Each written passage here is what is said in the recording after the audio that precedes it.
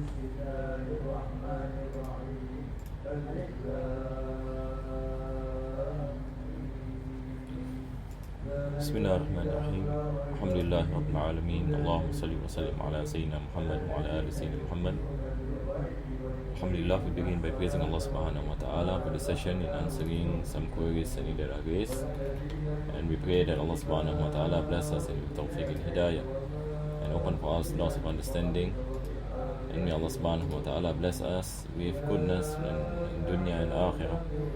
And we pray that Allah subhanahu wa ta'ala make us each in Ramadan next year with sihatin wa afiyah inshallah ta'ala. Ameen ya Rabbil Alameen. So inshallah we will enter into our first question for today. So the first question is asking, I have a question. My parents do drugs and often fight and traumatizing me and my little brother.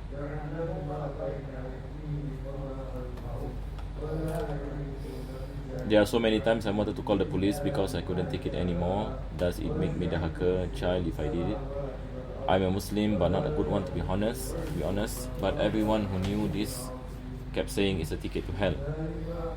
Funny kinda feels like I'm in one already. Tried talking to them about how it is all this and it's affecting me, but they never really care. I'm honestly so confused and tired to a point I actually Google if I can ask someone about this. So basically this question is asking that the parents are consuming drugs, and sometimes they will fight and traumatize the person and also the little and the brother. So he or she mentioned that there are so many times that they wanted to call the police because he or she cannot take it anymore. So does it make the child the hacker disobedient? In English we say the hacker, in Malay meaning someone unfilial child. So the question is asking, will she be the hacker, and if she does complain to the police? We have to look at the situation, and if the situation is such that they are harming themselves extremely, and it is causing a lot of problems for themselves and also for the children and for everyone, there is no harm in calling the police. And a child will not be considered to be the hacker if the situation is bringing towards destruction, destroying families, or making other family members also being addicted to drugs and so on and so forth. So some action has to be taken. So usually for drug addicts, it is something which is beneficial for them to be constrained from consuming drugs, that they are placed in a place where they stop consuming drugs. Otherwise it is very difficult for them to go out from that addiction. So there is goodness in what you call it in imprisonment as a means to treat this addiction of drugs, because drugs can lead can destroy lives of families. So this is the first question. Then the question is asking, I'm a Muslim but not a good one to be honest, but everyone who knew about this kept saying it's a ticket to hell. Then he mentioned that he tried talking to the parents, but they do not really care, and he is confused and do not know what to do. So what you need to do is basically, this is the second question, what the question needs to do is to seek help, help, because children who are living under this situation, no doubt will be traumatized. So she should approach certain Muslim bodies for counseling, for help. So you should not be quiet with the situation. If the situation is very bad and it's affecting you and so on, then you have to seek help and seek counseling, and ask those who are in this profession, who some religious bodies or charity bodies for help. So this is basically the answer for this question. So part one is basically about is calling the police and it makes any person the hacker, it depends. It depends. Actually, in reality, it is better for us to abstain and calling any the police and if the situation can be solved. If the situation and it can be solved, meaning if you can advise any your parents or you can bring any someone else and to advise any your parents to so that any they stop any from doing any what they are doing. If that any can be done, then that is any the best any approach. So calling any the police any is the last any result. And if any the situation any is so disastrous, then you might have any no choice. But at the same time, as what I mentioned, you might want to also consult a professional and a counselor and seek help any from them, because this is not only about drugs, but this is also got to do any with psychology and got to do any from financial and all these things. We pray that Allah subhanahu wa ta'ala make your situation and at ease and bless and your parents and hidayah. And we pray that Allah subhanahu wa ta'ala bless them, that they are able to stop any this any drugs and this any addiction. Ameen Ya Rabbal Alameen. The next question is asking, I fell in love with someone abroad and I'm here still saving money to approach her, but the thing is we met online, and since she's older than me, she would have finished her studies before me, and there's likely a chance she met someone else first, and I'm worried about that. What should I do?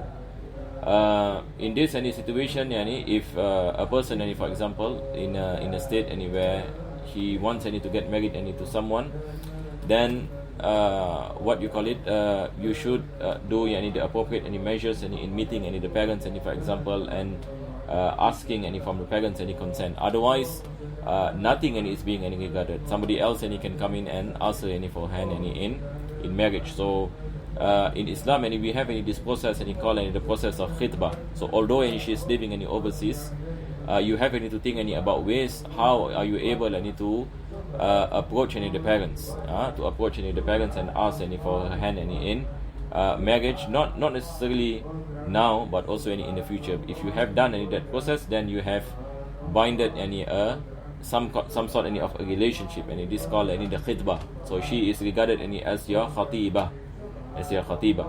So other people cannot ask for hand in marriage, knowing that this woman is in the process of khitbah. But if there is no process of khitbah, as what I mentioned, there is no any agreement between you and her, then anything can happen. So if you are in serious in getting to marry her, for example, then you should perform that process.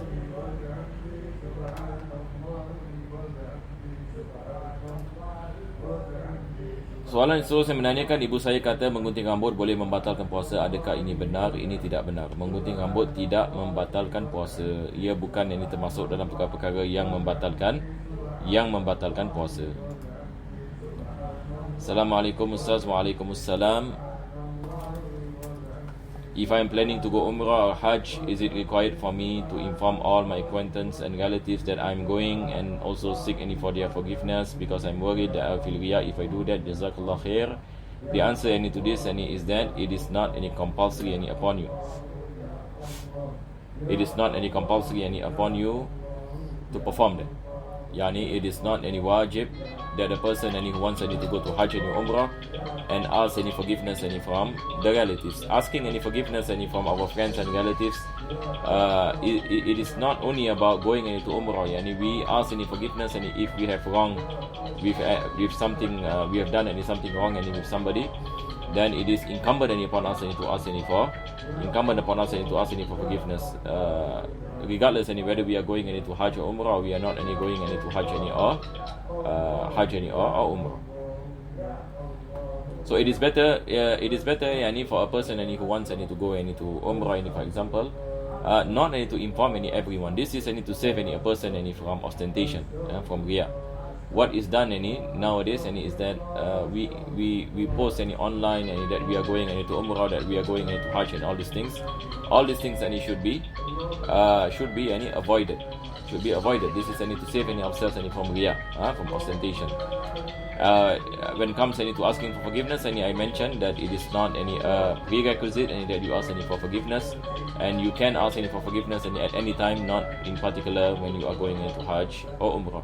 But at the same time, there is no harm in asking any forgiveness in this any situation. Assalamualaikum warahmatullahi wabarakatuh. Waalaikumsalam. I wanted to ask a question. I have a brother, he's always stealing any from our home, clothes, money, everything regarding to that. I don't speak with him now. Alhamdulillah, he is married and out of our house with the help of my father. May Allah grant him Jannah. But still I don't talk to him because he hurted every single person on our family. What should I do?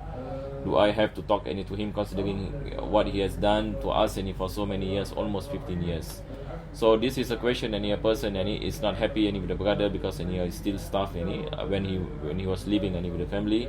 So now 15 years he has passed and he has gotten married and so on and settled down.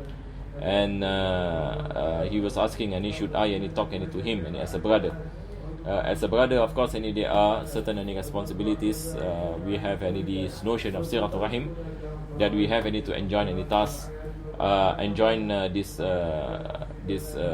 relationship of Siratul Rahim. So in this situation, we have to look at the situation of the brother. Maybe he changed, after he got married he changed. We come in and advise him to make tawbah to Allah subhanahu wa ta'ala and asking for forgiveness. So we as Muslims, we always have to think the importance of giving da'wah to others, especially our family members. They have done a lot of things, they have done a lot of wrong things. It is our responsibility to give da'wah, give da'wah to him. Give da'wah to him. So we look at the situation. If the situation is right, we talk to him and inform him about the importance of returning to Allah subhanahu wa ta'ala and so on and so forth. So it is not right that we do not talk to him, that we cut our ties with him, but we try our best to enjoy Siratul Rahim and take any opportunity that we can to reach our brother, because at the end of the day he is still our brother. But at the same time also we know that he has done a lot of things, so we try to remind him about the importance of tawbah and asking for forgiveness from the rest of your family members, because at the end of the day what we want is goodness for everyone. Wallahu a'lam bis-shawab. Sallallahu ala sayyidina Muhammadin wa ala alihi wa sahbihi wa sallam. Alhamdulillahi rabbil alamin.